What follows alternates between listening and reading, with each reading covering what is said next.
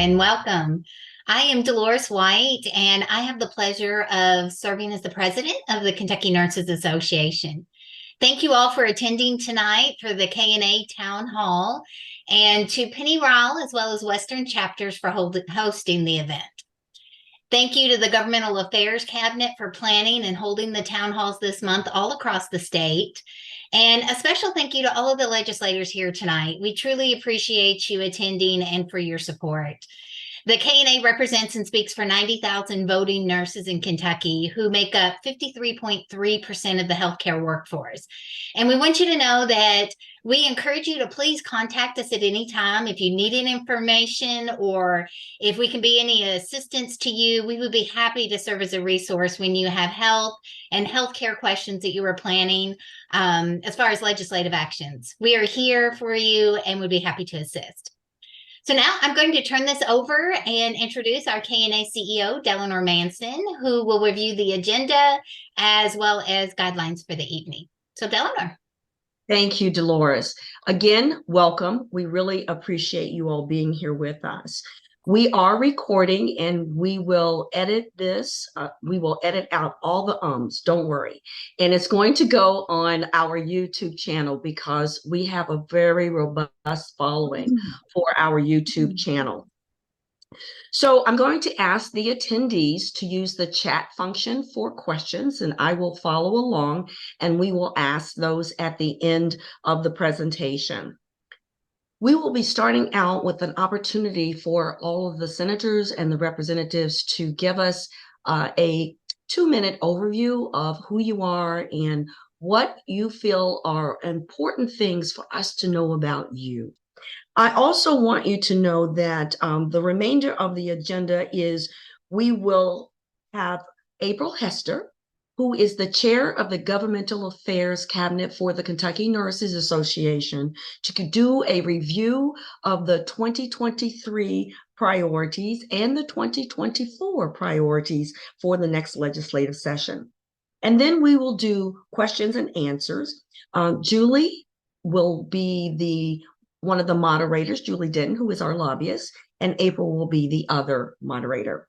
Then we will review the questions in the chat box, and I will close us out and allow for some time for Kim to talk about Give for Good. So we will start now with introductions. So I'm going to ask, I've got my Brady Bunch here, and I see Senator Whitney Westerfield. Would you like to introduce yourself and tell us a little bit about who you are and your priorities? Sure. I'm Whitney Westerfield, State Senator for the 3rd Senate District, which covers all of Christian, Caldwell, and Muhlenberg counties. I've been in the Senate for 11 years. I chair the Senate Judiciary Committee. I'm a former prosecutor. I still practice law actively here in Western Kentucky, also licensed in Tennessee.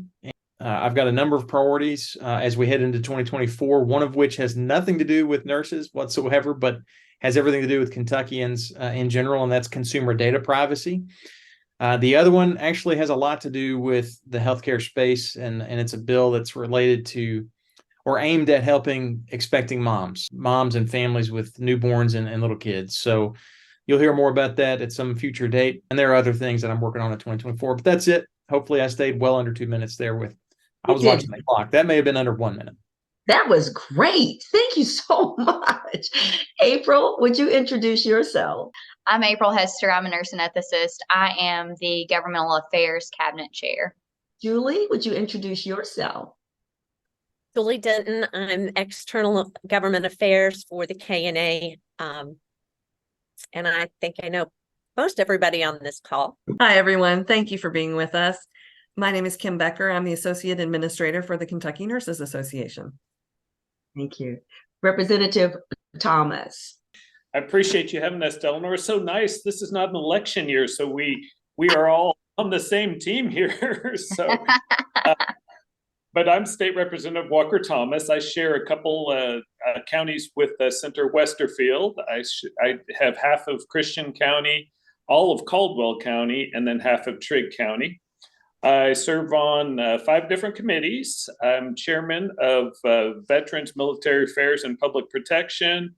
I serve on local government, transportation, agriculture, and Capital Projects and Bond Oversight Committee. It keeps me pretty busy. And so right now with military affairs, we've been kind of dealing some with veteran suicide, which would spill over into this field a little bit. I'm working on some different things. I've actually had in my desk, and Julia's yet to tell me to file it because there's still some problems with it, but the APRN compact. And so I know there's some issues with it at the national level and everything. So we'll wait until it's all right. Myself and DJ Johnson are going to be carrying that. Thank you. Representative Rebecca Raymer. Hello, I'm Representative Rebecca Raymer. I represent Butler and Muhlenberg County. I just finished serving in my first session. I was newly elected. I am a registered nurse, practiced for, I think it's 19 years now, graduated from Western Kentucky University, and my entire nursing career has been at Greenview Regional Hospital in Bowling Green, Kentucky. And I've done most everything that you can do in a hospital except the operating rooms. I have a very deep respect and love for this profession, and I'm happy to be here and be a part of this tonight. Thank you very much. Senator Danny Carroll. Yes, ma'am. It is good to be here tonight, and I'd like to thank everyone for joining us. I have the second senatorial district, and that's Ballard, Carlisle, Marshall, McCracken, and Livingston was added during the last realignment. Been in the Senate. This is my 9th year. I am the chair of the Families and Children's Committee and also serve on the Health Services Committee. My focus for this next session will be in probably 3 different areas. Childcare, everyone knows what a big issue that is, and that affects nurses also in healthcare in many different areas. So that's a crucial topic in our state. Nuclear energy is another one of my interests that I'll be spending a lot of time on, and then the other being a lot of Medicaid issues. I'm the president and CEO of Easter Seals West Kentucky. We provide services for typically developing and children with special needs and adults with special needs. We employ several RNs, LPNs that primarily run our medically fragile child care program, the childhood education program, and then also at our adult day health care for adults with developmental disabilities. So it's kind of my background. Married to a woman who was a X-ray technician early in her career and as a mammography tech before she retired for several years. Mother-in-law, a nurse at Baptist Health in Paducah, and actually met my wife at Baptist Health. Very supportive of the nurses and understand we have a lot of issues we need to address, and I'm proud to be part of this. Thank you, sir. Representative Chris Freeland. Chris Freeland, thank you for the invitation this evening, and so I can learn more about what the priorities are and the issues are, and certainly very supportive of the work that you're doing and the efforts that you're promoting. The 6th District Representative for Marshall County, Lyon County, and a portion of McCracken County. My wife is a dental hygienist and works in public health, so I get to visit a lot with the nurses and the doctors and our public health providers, and certainly very supportive of what you're doing. And I hear some of the struggles that our nurses are having, especially during COVID. That was especially hard, and hopefully that's much better. And I'm very supportive though, and just really just wanting to learn more tonight. So I don't really have any personal stake in this other than just I know that Western Kentucky and all through Kentucky, we have our struggles. Thank you very much for being with us. Dr. Marsha Woodall. Okay, here we go. Hello, Thank good you. evening, everybody. I'm Marsha Woodall, and I'm the Associate Dean of Health Sciences at Madisonville Community College here in Madisonville, Hopkins County, Kentucky. With KNA, I have the pleasure of serving on the board of directors as the elected secretary, and I'm the Kentucky Nurses Action Coalition president-elect that will begin in just a couple of months. I am also the KNA Pennyrile chapter chair. So it's the Pennyrile chapter that is hosting this town hall tonight, and I'm outside to show you how beautiful our Western Kentucky is. And I just want to welcome you all, and I look forward to the evening. Thank you. Okay. Senator Mike Wilson. Thank you for having me. I'm Senator Mike Wilson. I serve in the leadership of the Senate as Senate Majority Whip, which is a fancy title that means I just count the votes to make sure we have enough to pass a bill before it goes to the floor.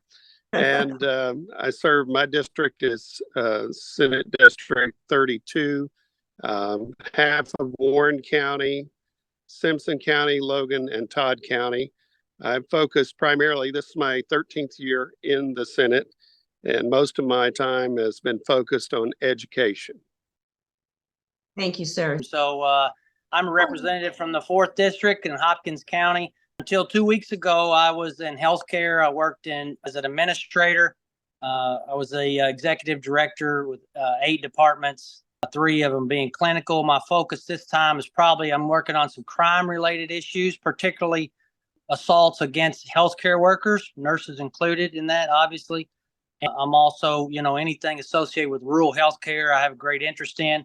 And I'm also going to work on regulation and deregulation of the state of Kentucky. So those are my issues, I guess. I am Stephen Rudy, the state representative for the 1st House District for the last 19 years. I have had the pleasure to serve in the General Assembly and serve the people of far western Kentucky. My role currently is majority leader of an 80-member caucus. So I spend a lot of time managing personalities and fighting with our friends in the Senate, and hope that the committees do their job of getting the policy right. And when we bring them to the floor, that we have everything right. And I just appreciate you guys participating this way, and never underestimate the power of advocacy and getting to know us any way possible, because we don't have a lot of experts, but we do have some in the nursing field, and I'm honored to serve with Rebecca Raymer. And if I have an issue, you guys always have an open door with me, but I'm going to trust the member that knows about it more than anybody. And that's good that you have her as your voice for all nurses in Frankfort. Well, April, would you begin with our review of KNA priorities, please? Sure. First, I would just like to thank everyone for taking time out of your afternoon to spend it with us. We're both excited that you're here, and we're very appreciative that you're here. Our hope that this is helpful to not only you, but KNA members that are here with us today. I'm sure that you all know that nurses are in every legislative district within our state. And some of your constituents just might be on here today, and they're looking forward to hearing what you all have to say. Each year, the Kentucky Nurses Association works to improve not only nursing, but overall healthcare within our state. We do this by volunteering, workforce data collection, the Nurse Emeritus Program, collaborating with other healthcare and professional associations within the state, and setting forth the legislative priorities that we're going to talk about this evening. These legislative priorities are based upon several things: information review, sharing, evidence-based practice, and research-based policy. These priorities are brought to KNA's attention not only by those things mentioned, but by any individual, whether it be a nurse, a legislator, or a private citizen. Year-round, the Kentucky Nurses Association accepts requests for proposal to these legislative priorities or concern. You can find a form on our website under the advocacy link, again, within the KNA website. I would like to take a moment to thank each of you all for your support during the 2023 legislative priorities, specifically for workplace safety, which was House Bill 176. A bit of data that kind of demonstrates we did the right thing and just how important this law is. 48% of nurses have reported an increase in violence within the workforce, and over half of those have reported some type of injury that came from that violence. So thanks again to making Kentucky the 40th state that has enacted some form of workplace violence legislation now. We applaud the General Assembly for increasing safety to all healthcare providers, not just nursing, within our state, and indirectly addressing the nursing shortage that's such an issue. Last session, we also supported House Bill 200, which was establishing a fund that addressed the workforce shortage. As you know, Kentucky, as well as the entire United States, has a critical shortage of nursing, approximately 36%. Or to give another perspective, about 20,000 nurses short by the year 2025 if we continue to this trajectory. KNA wants to partner with the General Assembly to implement creative changes and strategies to address these shortages. At this time, the KNA has two legislative priorities for the upcoming session. First is decriminalization of medical errors. In a few states, nurses and physicians have been criminally charged for what were just errors, non-intentional actions of just providing care for their patients. We don't want to deter folks from entering the most important and, in my opinion, the most important and the most trusted profession in the world, nursing, nor do we want nurses to leave this profession because of those reasons. Representative Jason Nemes is who is sponsoring that bill. Our second legislative priority for this session is addressing safe staffing committees at facilities. Just to be clear, we are not talking about staffing ratios. This is safe staffing committees. We want nurses to have a nurse-driven staffing committees within facilities that take into consideration patient acuity, the needs of the staff, as well as other factors. Stress and burnout are huge factors that lead to nurses leaving the profession. This bill will allow them to have a voice in decision-making with regard to staffing and enable them to better care for their patients. It will be another tool in the toolbox to fight the nursing shortage and to retain nurses. KNA supports a number of other issues dealing with recruitment and retention of nurses. The Nurse Emeritus Program, making the workplace safe and less stressful, as well as measures that would make nursing overall a more appealing career. In addition, we're looking at how to ensure all nurses have a nurse all day, every day. We hope you're able to get all the information that you need. But again, if you have any questions, please feel free to reach out to us. Now, we would like to give you all the opportunity to share your thoughts on what's important to Kentucky nurses.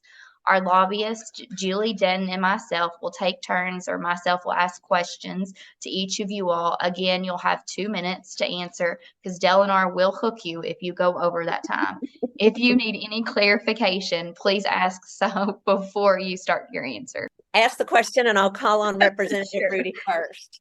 Sure. So what issues do you see in healthcare related to nurses that you think should be addressed? Representative Rudy. There are a lot of issues in healthcare, and it affects nurses, doctors, providers, patients. And, we deal with a lot of short-term problems, and I hope that we can eventually start working on long-term problems. But the demographics of Kentucky, as we age at a faster rate than we're growing in population, we're aging at a faster rate. Access to rural health care is paramount and something we have to start working on in the very near future if we're going to have the Kentucky that we know and love and not force everybody to live in metropolitan areas. So I would love to hope to work on those issues in the coming session. I don't know exactly what the answer is, but to bring all the stakeholders to the table and start addressing access to rural healthcare. Great. Thank you so much. Senator Westerfield.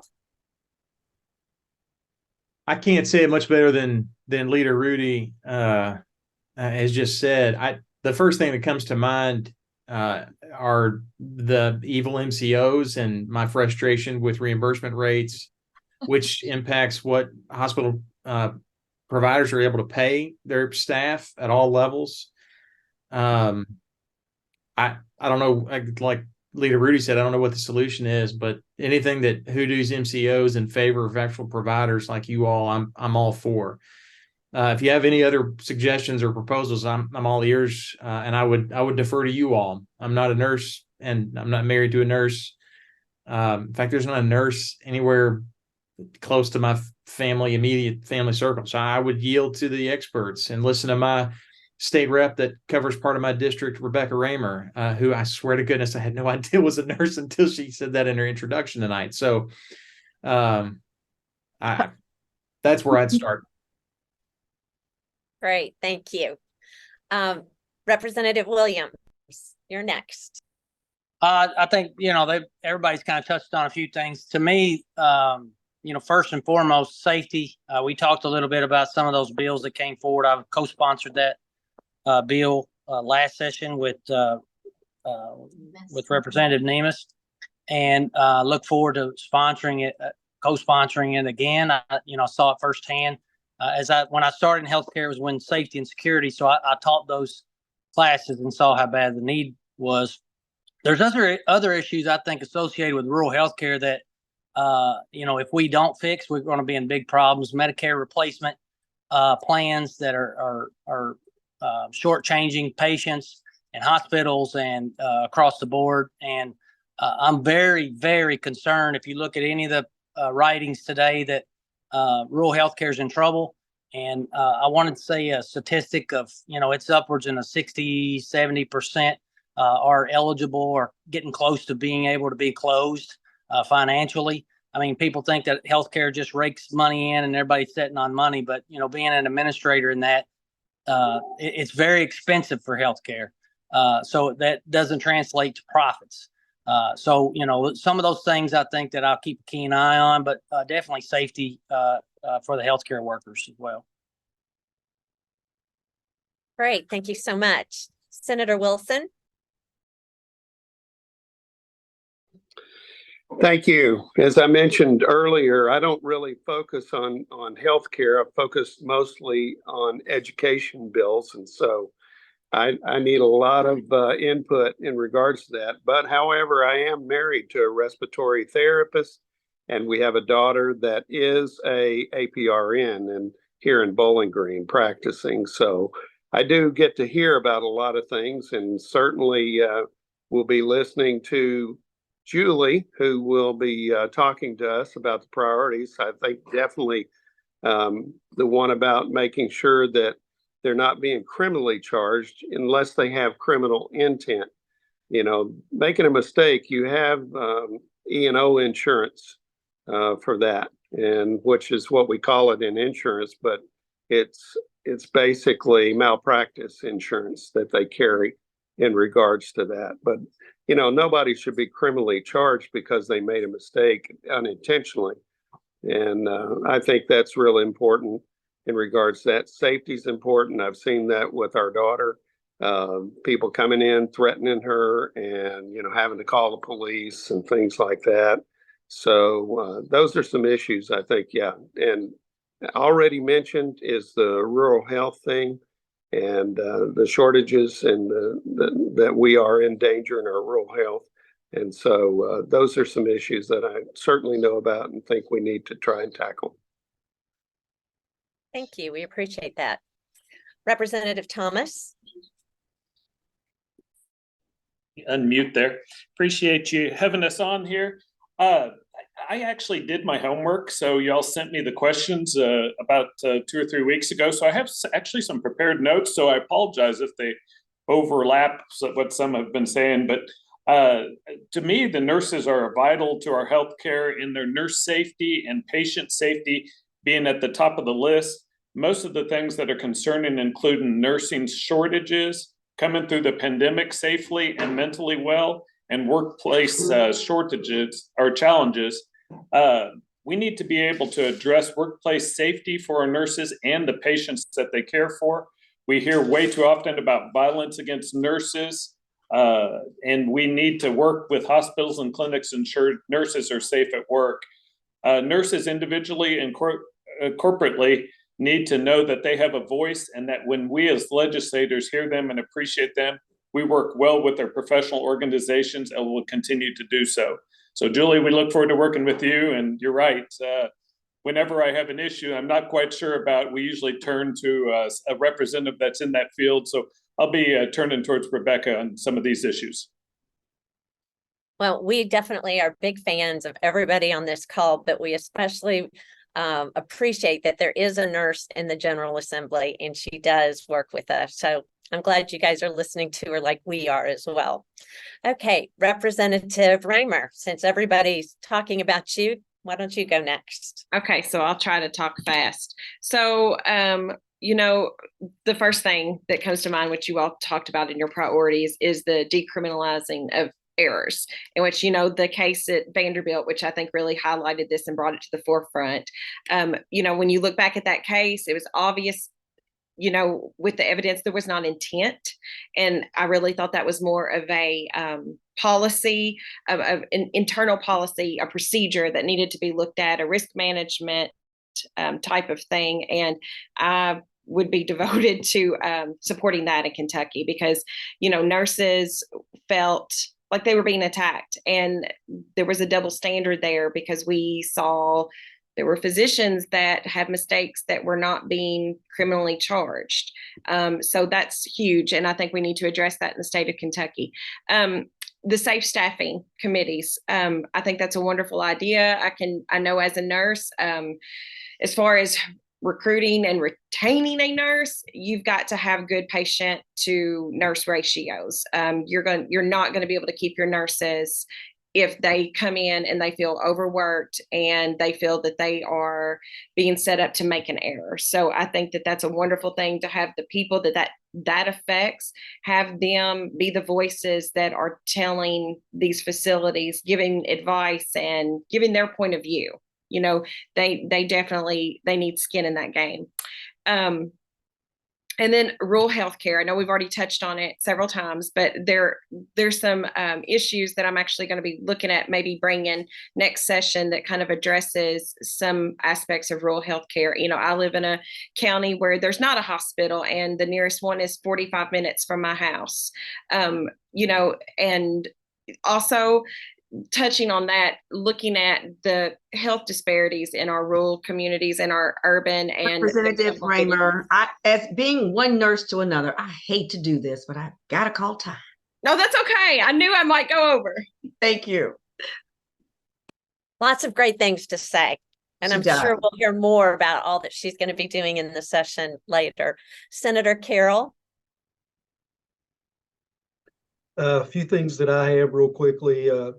Continuing to expand the structure that we have in place to increase the number of nurses within the Commonwealth, reaching further and further down to the school system to expose that opportunity to younger students to know that that is a possibility for them when they get older. The environmental issues within hospitals and other facilities, I think that's crucial for growing the numbers.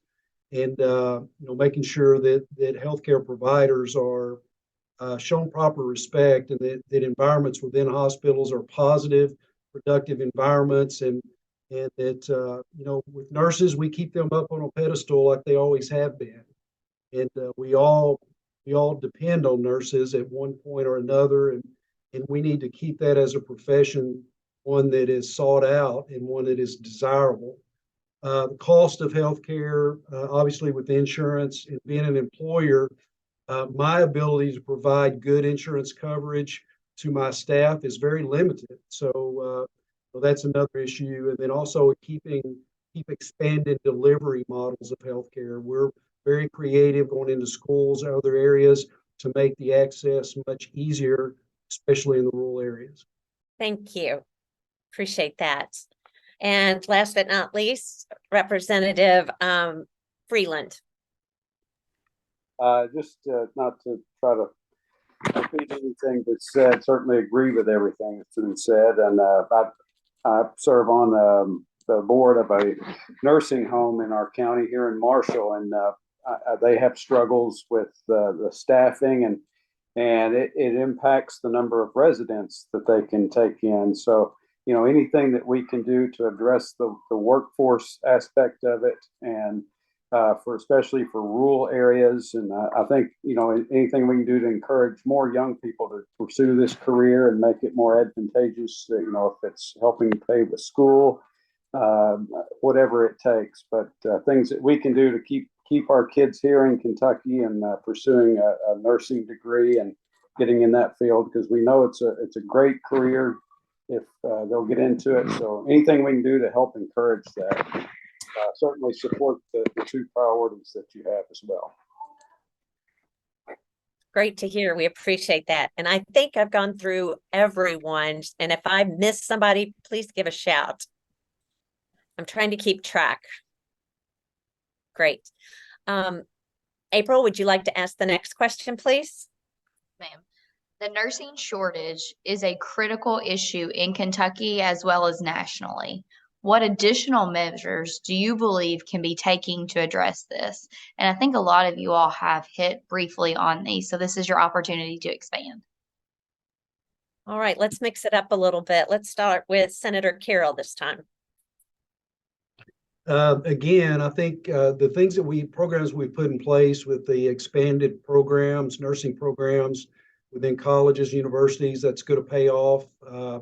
Preparing students in high school, middle school for that career. And I think we have to do that in all segments of the workforce, and I think that will pay off. And I think the issue at some point will correct itself, and I think we'll see a new generation of nurses coming in, and I think it was just a perfect storm with COVID and the boomers all retiring at the same time, it seemed, and I think we'll recover from it, and I think we'll learn, and we'll be better off that way. But I feel like the legislation that we put in place is going to have a significant impact in time, and and it's just making healthcare affordable, and again, the environments within the workplace is going to be critical, and the way we promote the field, I think, is also critical through our efforts and through your efforts.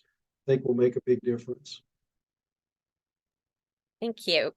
Representative Williams. We made some steps, I think, some progress towards the workforce development, and I'm really very interested in, and I think someone mentioned it, pushing it further down into our high schools and even into our middle schools.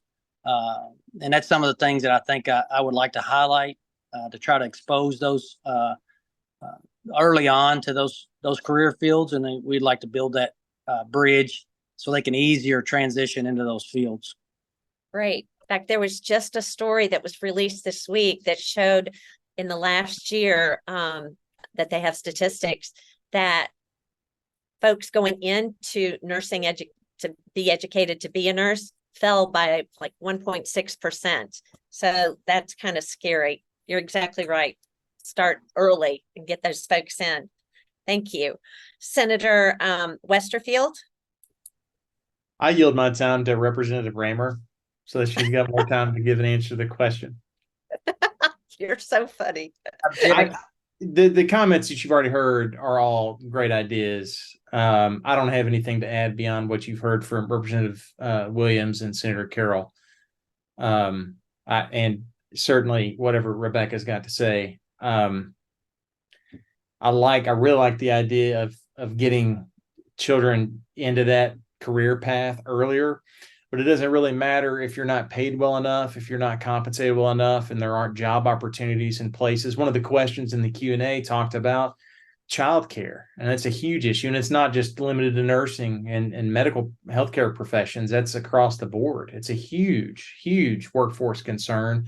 In fact, just last week, our local county leadership here in Christian County heard from folks on post in Fort Campbell. And the first thing that the garrison commander or whomever else in leadership there on post said that we need help with is childcare.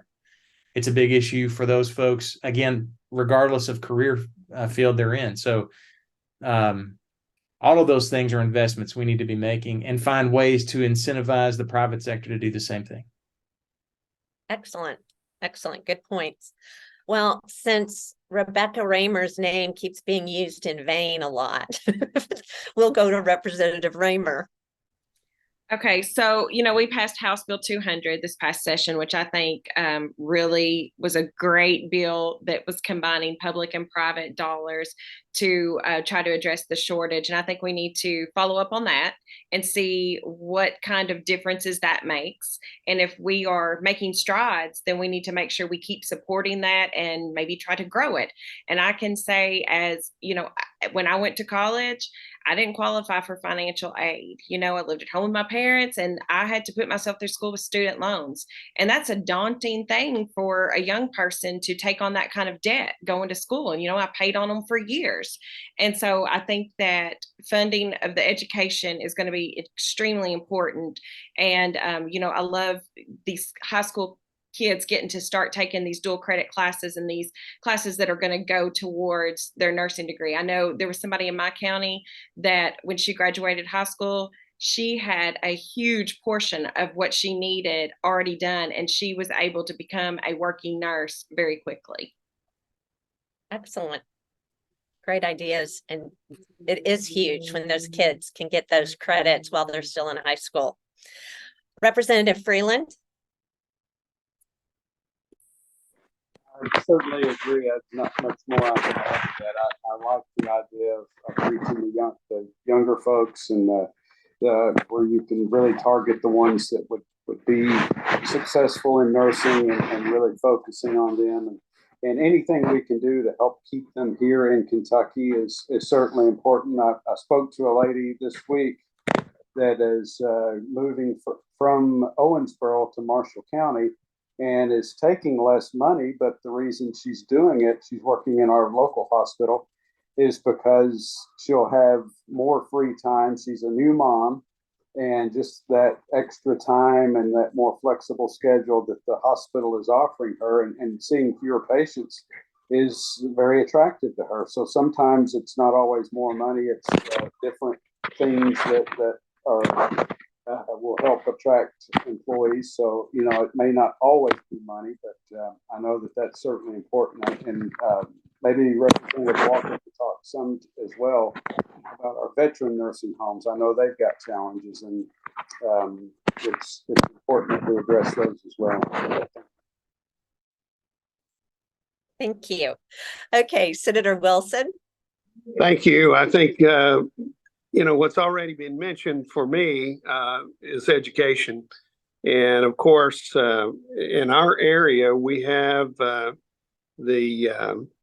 we actually bring 8th graders in and allow them to see the careers that are out there. And that's something that we do every year. And I'd like to see more of that, because you have captive audience. You have over 600,000 kids in the state of Kentucky that are in school all the time, and they're right there. And especially when they get to middle school, I believe is the time to start introducing them to these different careers that are available out there.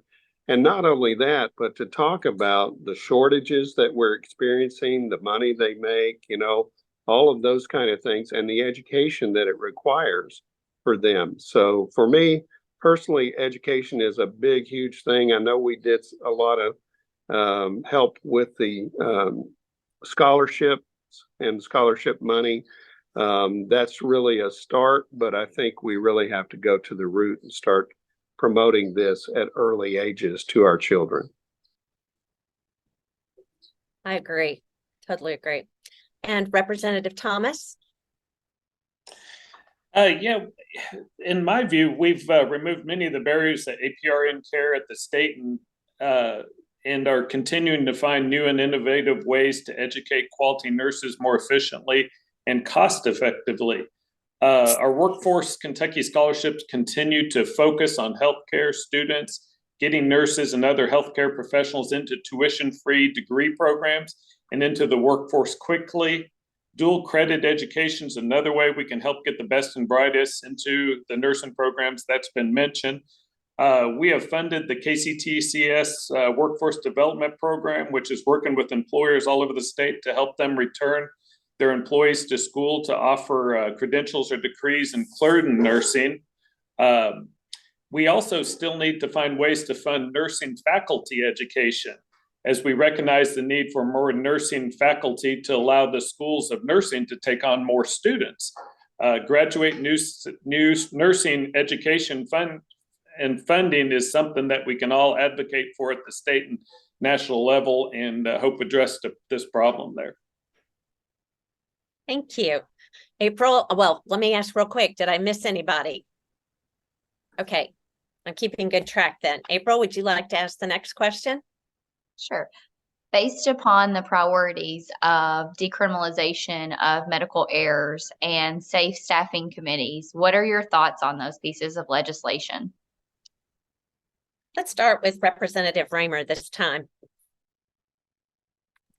I think I tried to talk too much in my first answer because I touched on that. So I completely am on board and agree with the safe staffing committees. I know I was lucky in my hospital. I usually that was not an issue. You know, there's always those times when somebody calls in or something unexpected happens, but I know that not everybody in the state is as lucky as I have been. And I know those days when I felt like I was stretched thin, I know how that made me feel. And I can't imagine working like that every day. And so I think that's a very important thing for us to work on this next session. And I think nurses across the state would be very appreciative and supportive of that.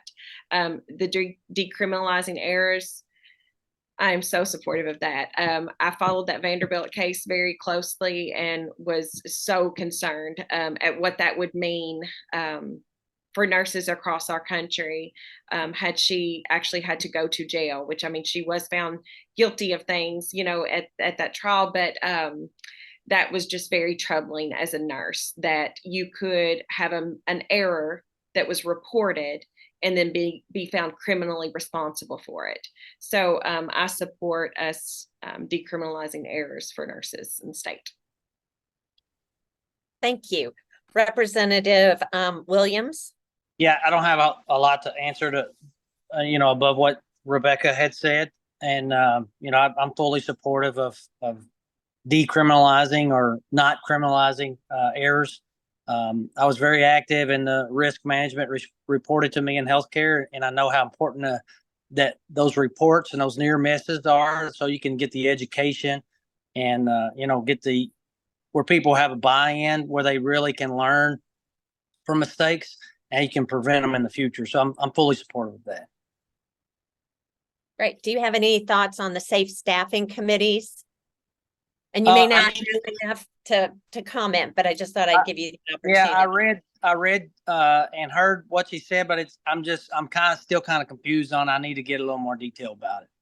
No, that's completely fair. We appreciate your honesty on that. Much rather hear you say that than to just blow smoke up our Yeah, no. Yeah, I mean, it sounds reasonable at face value. I just need to get in the details about it before I. Sure.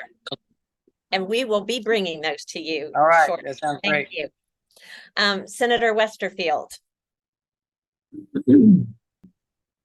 Julie, you and I have talked about this before. I tend to support your decriminalization bill. I'd still need to see the text. I want to make sure that it does, and Senator Wilson made reference to this earlier. I want to make sure that the intent language is exactly what it needs to be from a legal standpoint. As a lawyer and a former prosecutor, I'm concerned to make sure that we don't overreach. But as Rebecca said, the cases, and there was obviously one in Tennessee, but there have been others around the country that are just really disturbing. The one there down in Nashville is particularly unnerving. Being part of the Nashville TV market, I got those news stories and saw that coverage all the time as it was going on. I still can't believe she was criminally prosecuted. I think that's something that we need to respond to give you all the peace of mind to do what you need to do, which inherently involves risk, involves a lot of life and death, and a lot of very risky and difficult environments. And you need to be able to do that without fear of being, I still can't believe it, criminally prosecuted for doing the best that you can do under a set of circumstances. So I'd love to say 100% on board, but I can't tell you that without seeing the language. I know it came up in judiciary in the interim a month or so ago, and I wasn't able to be there. So if that bill language is out there and I just haven't seen it, that's on me. Safe staffing levels, I'm putting context clues together from what you all are talking about, but I hazard to say what my position is without knowing more about it. I assume it's related to just not having enough people to do the job you got to get done. And if you're talking about some sort of committee to review that, or committees to review that, again, I don't know what that looks like. That doesn't sound like anything objectionable at all. And there's no question you don't have, I mean, there are tons of facilities that don't have all the staff that they need. So I would be inclined to support both, but I want to see the language of both. Well, and as a former legislator, I would as well. And so, and I will tell you that I will send you that language. Thank you. It was Bill, I believe, 252 from last year. It's the same language as last year, but I will send that to you. And then on the safe staffing, it is committees within the facilities it's driven by the nurses themselves to make sure that there is adequate staffing. That I don't want to break your flow of information here, but I want to ask, how do you do that without establishing or even flirting with establishing quotas, which you have concerns about? We have a plan. Don't worry. We have a plan, and we'll get to as soon as Ben finishes writing it and we can review it. I'll send that language too. All right. Thank you. We have a plan. Representative Freeland, you're next. Just echo the sentiments that have already been said. I'm certainly in support of what you're searching for, and I'm going to look up House Bill 252, the safe staffing. I'm not real familiar with that, so I want to learn more about that, and certainly 100% support the decriminalization or not criminalizing. I don't like that word decriminalization. It sounds like you're a criminal to begin with. So I'm familiar with that case in Nashville, and didn't even know that was even possible until that case came up. So certainly anything we can do to help with that, I'm for. Music to our ears. Thank you. Senator Carroll. I agree with Whitney. The language in the two bills is going to be critical, and that, again, my background is in law enforcement, so I would be very sensitive to that. And the safe staffing, I think that is important. And tied in with that is something we haven't talked about. Decriminalization is one thing. The civil environment and tort reform is another issue that I think is critical. It needs to be addressed. That affects cost. It covers so many different areas, and that's to me, that's every bit as important as decriminalization, is to focus on tort reform to protect healthcare providers in the civil courts. Once we get language, I can assure you the language will be sent out to everybody so that we can start getting your all's thoughts and make sure that if you've got questions, we can get you the answers that you need. Senator Wilson. Okay, thank you, Julie. I think I've already expressed that I'm supportive of the one of decriminalizing that bill. But again, as has already been mentioned, the language is, of course, the most important thing as we look at it. It always is for any bill. And then afterwards is fidelity in implementation, as you know. Have a bill for KDE that it's taken them about 6 years to try to really implement it with fidelity, the way it was supposed to and intended. So that's a concern also with, once we get it and get it right and pass it, how do we make sure that it's not, or it is implemented with fidelity? But I think also that, what's being expressed, because I don't know much about the committees.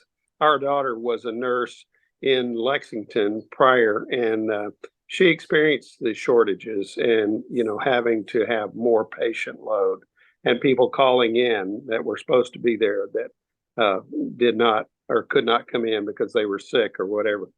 But I would really like to see how you're putting that together, what the mandates would be, if there are any, and how you tackle that program through those committees before I could commit to saying I would support it.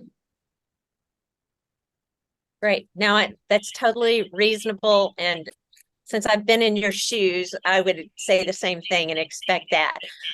Tonight we're just trying to get your all thoughts, knowing that we don't have the language yet on the safe staffing, but we wanted to share with you those concepts and what we're looking at and the reasons why we're doing this, so that you guys would have a heads up and we could kind of get your all thoughts. Just, I know it's first glance and not with language in front of you, but we appreciate you all taking the time to do that.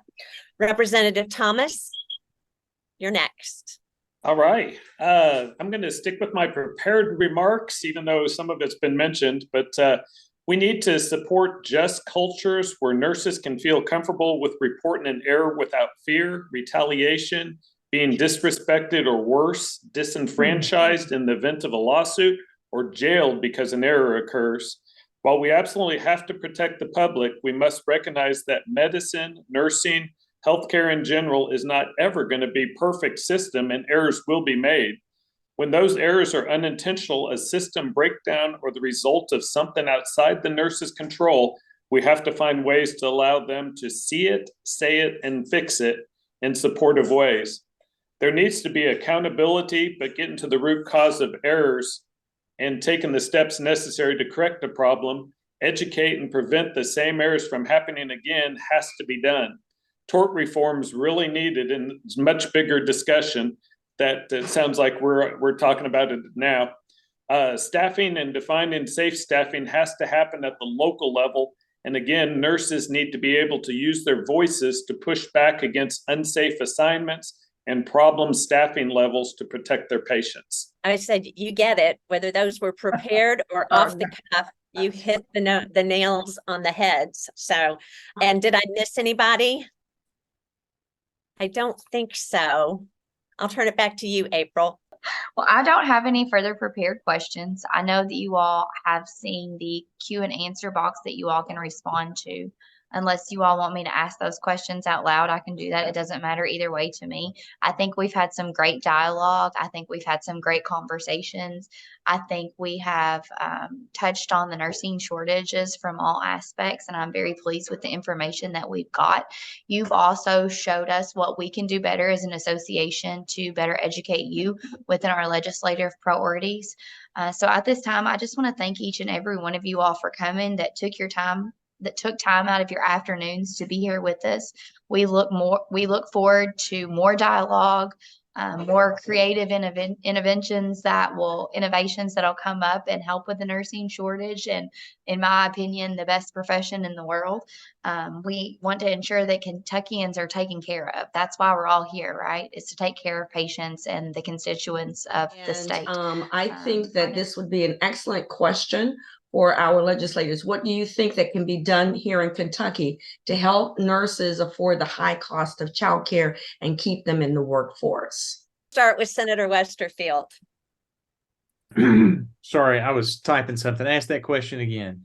Well, it has to do with the child care assistance program that's running out. Oh, yes. Okay. Well, so I don't know what the solution's going to be, but I can tell you that I've got a bill that deals with it. And there are ongoing conversations amongst a number of legislators and stakeholders outside of the legislature about how best to respond. Obviously, I don't know when, you all know better than I do, that the child care funds are about to finish off here. And there will be a gap, obviously, between when they expire and when we can appropriate new money. So I don't know what the solution is going to be, but that's on a lot of our radars collectively. I can't speak for anybody else, but I know that there are a lot of folks, a lot of electeds in the legislature talking about possible solutions, putting money towards that. It's a huge deal. I mentioned before in answer to another question, the importance of child care assistance for families in all areas. It's not an area that we can afford to overlook. And that we can afford not to invest in my opinion. I had a conversation an hour or so ago about the wait list on Michelle P. waivers and other access to care. When we've got people that spend decades waiting for benefits that they're clearly entitled to because we're just not investing enough. So it's going to have to have to mean a really uncomfortable, for some people, uncomfortable conversation about what money we spend there. But we need to make that a priority. And I think childcare assistance is certainly an area where we ought to spend some money. Definitely, definitely. Representative Thomas, would you like to go next? Sure. We've been, as Senator Westerfield mentioned, it's really big priority down at Fort Campbell, where I represent, down in that area also. And so this is something, like last session, we did some public-private funding, I think, to help with some of the childcare issues.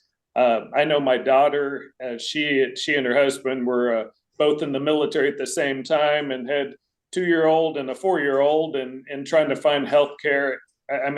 Find their daycare, and then trying to afford it. I mean, it was outrageous. They were out in Fort Carson, Colorado at the time, and I think it was $2,300 a month or something like that. And that just makes it tough on families. And I know it's tough on the nursing association also. So we will try to keep addressing it. It is going to have to be dealt with, I think, a lot privately.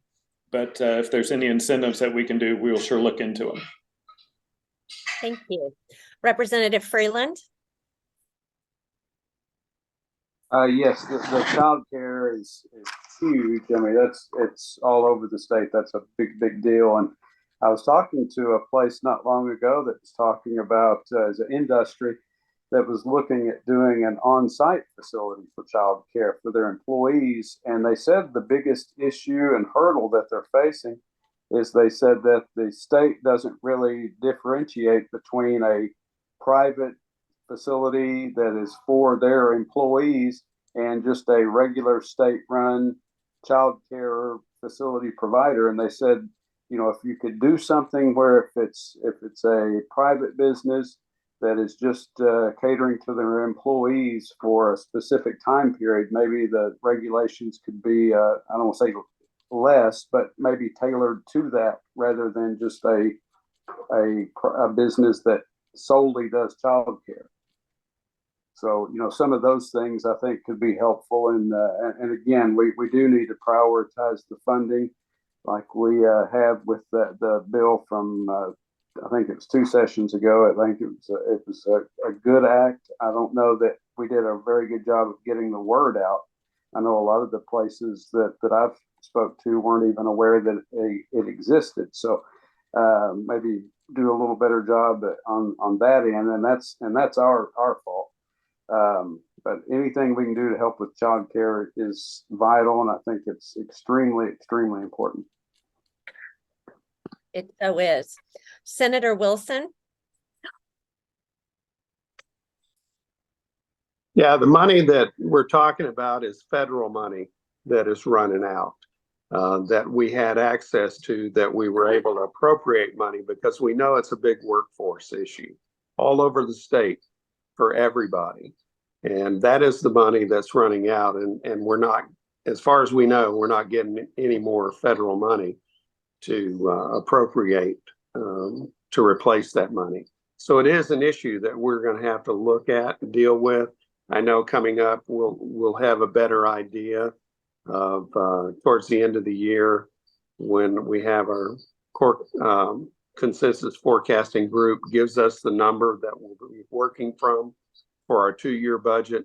As you know, I mean, one of the biggest issues has been our pensions, and it goes up every year. So there are a lot of priorities, and that definitely needs to be one, and one that we're looking at. But that's where we're at. Thank you. Let's go to Representative Raymer. So on childcare, I agree with what some others said, that, a lot of this is probably going to have to be private solutions, but I think there may be things we can look at incentive wise. There are hospitals across the country that do have on-site daycares for employees. And, there are the dependent care flex spending accounts that people can take advantage of. And I think, maybe that's something that, workplaces need to make sure they're letting people know that if that's an option for them. But I know that this is an issue. and it affects our workforce. So I am definitely open and committed to having those conversations to see what solutions we can come up with where we can affect change. Right. Thank you. Senator Carroll. There are lots of issues surrounding this, and I think it's important to remember that we don't need to just address this as childcare. It goes much further than that, and we have to be careful that we continue to build quality in early childhood education. That has to be one of the two top priorities with that. A lot of the programs that have been put in place with the federal dollars, those programs will continue, most all of them, for another year. I think the cabinet has committed to most of those involving the early childhood education centers and the assistance that's been provided to them, like teachers being presumptive eligibility for CCAP and the sustainability payments that the child care centers have received. I don't think that's been finalized yet, that the state will continue that for another year. So we have a lot of financial challenges that go along with that, but the goal has got to be to grow more providers than the Commonwealth. We cannot meet the demand that we have now. The model is just, it's not sustainable. It's not like any other business where you can just spit out more product, increase your sales to increase revenue. It just doesn't work that way. You're limited based on ratios with child teacher, and that's not really something that we need to be messing with a lot.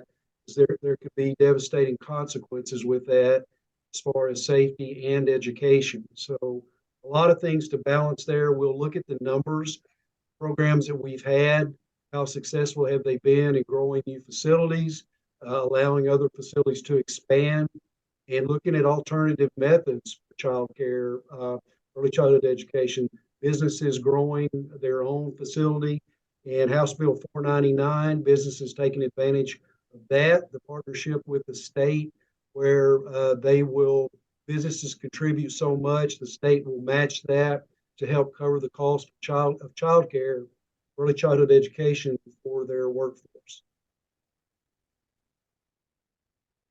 Excellent. Thank you very much. And last but not least, Representative Williams. Well, I think any association you talk to, Kentucky Chamber, Healthcare Association, you name it, they're talking about child care as an issue and a burden and a barrier to get people back to work. And, I go back to that. I really would like to see us push this down into career technical centers, maybe even train healthcare workers. Daycare workers, some type of form of that, get a curriculum together to have them ready to work in a daycare facility. I think there's overregulation with that, not in the safety part necessarily, but I think there's some licensing issues. I think it was mentioned before that's what I hear from the local facilities. And I definitely would like to work hard to try to make it easier to open and maintain a daycare. Thank you. Delanor, are there any other questions? We have one, we have a couple of others, but I think one that if we could answer this one, if we had any time left, we could get to the others. But there's a question about, do you have any ideas around retaining nurses as part of the ways to address the nursing shortage? There's a lot of discussion about the pipeline and how we get nursing students through the pipeline. Well, we know that even once you get them through the pipeline, it may take 2 to 3 years for them to be as productive as they need to be without support. So what suggestions do you have to address how we retain the nurses that we have? Because I think I can't remember who said it, but we can't educate enough nurses fast enough to compensate for the nurses who will retire if we don't make special efforts to retain them. So what ideas do you have on how we could retain nurses? Let's start with Representative Freeland.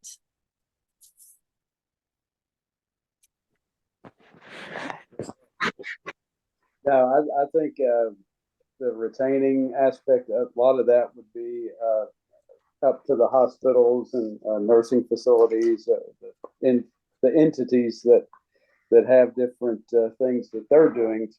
I know at the nursing home that I'm on the board, they have retention bonuses instead of signing bonuses, and that seems to work well. Like if you stay a certain amount of time, you get the bonus, and they also have they make sure that they get a certain number of days off, because the stress of overworking is certainly important. The mental health part of it is important, and just things that we can do to make the nurses feel appreciated for the work they're doing is important. And I think too, the priorities that you've mentioned, if we could get those things passed, that would go a long way to helping with the retention, just to know that the nurses, so they know they feel appreciated, and they're not just stressed out of their minds, and they can focus on the work that they're doing and enjoy their lives as well.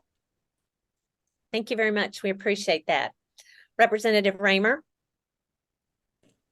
I have lots of ideas about this, but unfortunately, not all of them are things that the legislature can do. A lot of them are for the private businesses, but I'll touch on the things that we can do.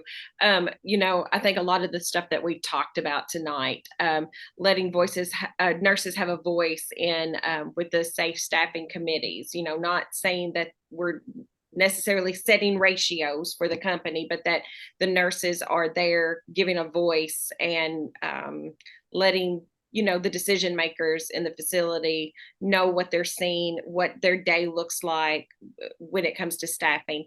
And I think a nurse feeling like she has a voice in her workplace is so huge. So I think that will help that aspect of that. Pay is always a huge issue.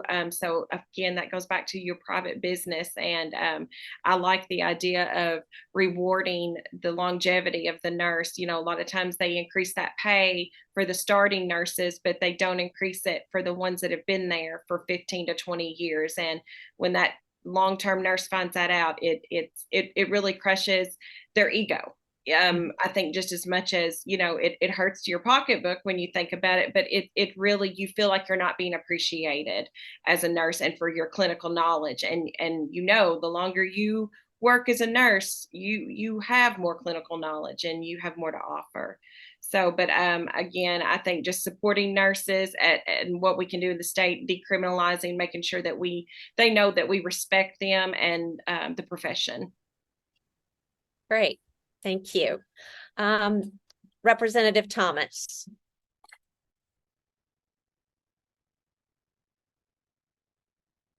Hit the wrong button. Sorry about that. Had to move rooms, getting ready. I got kids and grandkids coming over for dinner in a little bit, so I think this will wind up just at the right time.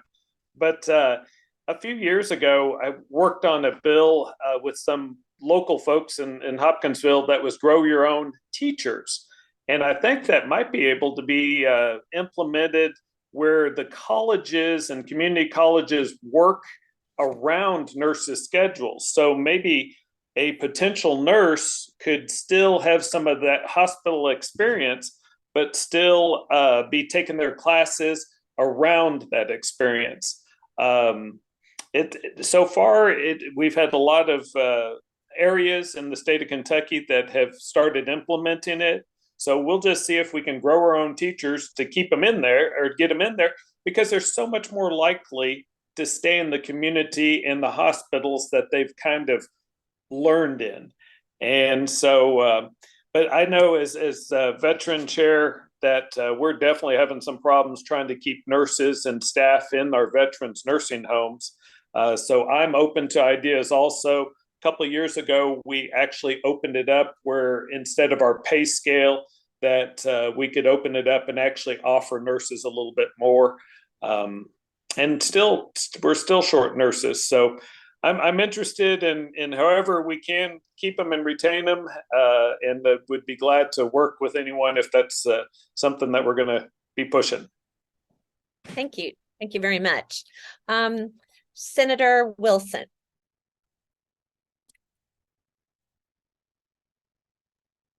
I think it's already been mentioned that retention really has to be something that those employers work on.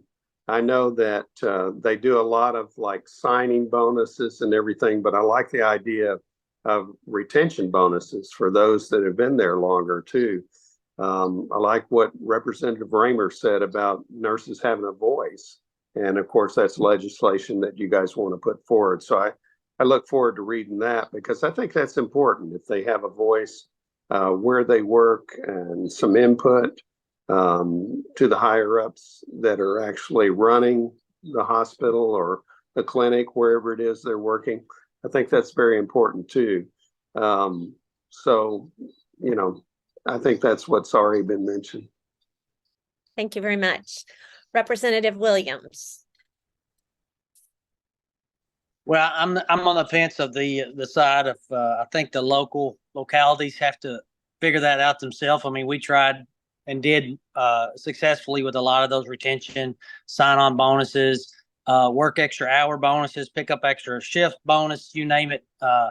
You know, we tried that and we're successful in a lot of it. But number one to me that I found is that nurses want to be safe, and they want people who are mean to be prosecuted for assaulting them. And, you know, that's always kind of stuck home to me. And I'm going to make sure that we get that over the finish line this year. I'm going to try my best. Great. Glad to hear that. And Senator Carroll. We brought back the assault third degree charge for healthcare providers in facilities. So that is in place now. That changed. There were some regulation changes that caused those protections to go away, but we did install that particular protection within the facilities. The one thing that I feel like we need to focus on is again the experience within the hospital. Most folks that I hear from, and my wife communicates with quite a bit with providers within the hospitals, it's the priorities today. They don't feel like that taking care of the patient is any longer, it's no longer the priority within our hospitals. It's become more of a business environment about paperwork and all the things that are distractions from actual care. And for most of our nurses, that's why they got into that line of work, was to care for people. So I think, you know, a philosophical change maybe in some of our hospitals to get back where we used to be, and to make it an environment, again, that's positive and in a place that people want to be and feel like that they are actually caring for others, and the reward that they get from that. And you know, that's just what I hear from the contacts that I have. And I know from leading an organization that it's and a nonprofit at that, it's not always about pay. It's not always about the benefits. It's the day-to-day work environment that is important to a lot of people, and it's about the quality of their life also, because they spend so much time there, and it is often a high-stress environment. I think those are great points. I was just reading an article this week that talked about the different generations and what their priorities are for work, and how you have to appeal to each generation in a different way. And I thought it was a great article for employers to see, so it could help them engage better and retain all employees, regardless, but especially in healthcare. And last but not least, Senator Westerfield. I hate to finish on an anticlimactic note, but I don't know the answer to the question other than the answers you've already been given. I would just defer to you. What do you want us to do? What are your solutions to that? What would you want your policymakers to do? I would ask you that question and just act on your answers to the extent I felt like it was constitutional and valid. I don't know. I don't know what else to tell you there. I like a lot of the answers you've just been given by everybody before me, but this whole town hall, I've wanted to ask you all of these questions and hear your answers to all of that. You're in a better position to answer these questions than I am. I'm just a lawyer with a criminal justice policy background more than anything else. So you tell me. I really appreciate that, Senator Westerfield, but I would like to ask, if it's okay, Julie, I'd like to ask our president, Dolores White, to talk a little bit about some of the things that she's been encountering with safe staffing in virtual nursing and AI, because I think it's pretty innovative and it may be of interest to you to hear what she's been doing. Doris? Thank you. Virtual nursing, I'll just start there. That is something that we've learned quite a bit more about just recently this year. In June, we were in Washington, D.C. for the American Nurses Association, and that's actually a focus this year. So we've been talking to colleagues in states across the country where they are implementing this. And when you talk about retention, we really think that this will be a benefit to help retain the nurses that we have at the bedside in the hospital, as well as other healthcare organizations, long-term care, for example. We have nurses that are working very hard, and many of them are novice nurses. And one aspect that we can do with virtual nurses is that we can have nurses that are working virtually from home, or some can be in organizations at certain areas that have experience and knowledge that they can share with these nurses that are still gaining experiences, and be a resource and guide them as they're working virtually. Another aspect is they can be nurses working virtually that are retired, for example. That's part of that nurse emeritus I was just mentioning, but also to help with patient care, to ensure we're providing that quality patient care to promote those positive outcomes, but to support the nurses that have a team of patients. So if I have a team of patients and I've just provided treatment or medication to a patient for pain, for example, I can have my virtual nurse go back later and reassess that patient virtually to help me, and to, of course, to help take care of the patient. For admitting a patient, where we ask a lot of questions, or we're providing education to patients, that virtual nurse can assist me with that and provide those services for the patient. So we really want to explore that more, to see how can we assist the nurses there that are working at the bedside in all of the different types of organizations to provide that best care. So we really think that that'll be a satisfier for nurses to help with retention. And then safe staffing, I have the pleasure of serving on an American Nurses Association advisory board, to where we've been exploring that quite a bit. And I just want to expand a little bit on the committees that we're looking at, is where all healthcare organizations in the state will have a committee that is primarily of nurses that are practicing taking care of patients. Of course, the administration team is going to be involved in infection control and risk management and many other areas, but those nurses at the bedside, as you all have said, will be there to have their voice known and to put their input in on this. And it's for the staffing plan to ensure that we have nurses that are competent and qualified, and looking at the resources as well. So who is the ancillary staff? What is the layout of the units? How, will the patients be laid out? And what other resources are available? So that's what the safe staffing is. And then also, as they're making the plan for caring for the patients, and again, it's not specifically for ratios, it's how are we looking at the outcomes? So the staffing that we're doing, making sure that it's safe, but what are infection control rates? Is our staffing plan helping to make sure that we're having good quality outcomes? So very briefly, that's a little bit about more to come for you all. If you have any questions on that, I'd be glad to answer, but I just wanted to give you a little more information on it. April, are you ready? Yes, ma'am. I had to run to the restroom really quick. My apologies. I just want to turn it over to Kim for a moment. She has a couple of things that she'd like to add and say about Give for Good. Thank you very much. Ladies and gentlemen, today is Give for Good Louisville. It's sponsored by the Community Foundation of Louisville, and it is a large fundraising event where over 550 organizations, nonprofits, are participating. The Kentucky Nurses Foundation is one of those, and we need your help. We are about halfway to our goal of $5,000, and the Kentucky Nurses Foundation provides scholarships for students. We provide scholarships for nurse researchers, nurse educators, and we need some help. We are also celebrating, for a minimum donation is $10, but we are celebrating 1906, the year that the Kentucky Nurses Association was founded.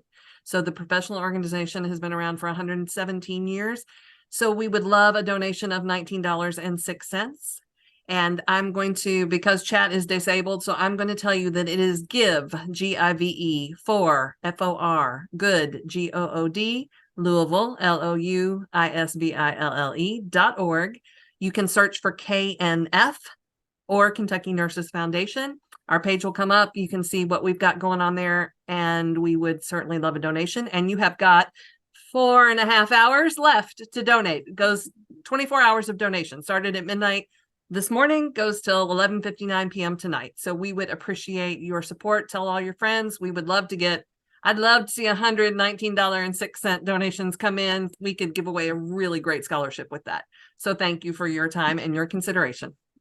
I just want to add one thing to this, and I was asked this question earlier today. Does this benefit other nurses other than in Louisville? And the answer is yes. The Kentucky Nurses Foundation provides scholarships for nurses all through the state. So when you give to this Give for Good, you are benefiting nursing students and nurses throughout the state, not just in Louisville. So if you would consider helping us, and we talked about this nursing shortage thing, if we can give more scholarships, we can help with the nursing shortage as well. April? I don't have anything further. I think this has been a great town hall. I have really enjoyed the dialogue and the feedback that we've had from the individuals in the chat, as well as our representatives and senators. I look forward to our next town hall meeting, which will be next Thursday on September 21st at 6 p.m. Again, thank you all for spending your afternoon with us, and we look forward to more dialogue. Thank you again. Thank you, everyone. Truly appreciate you being here.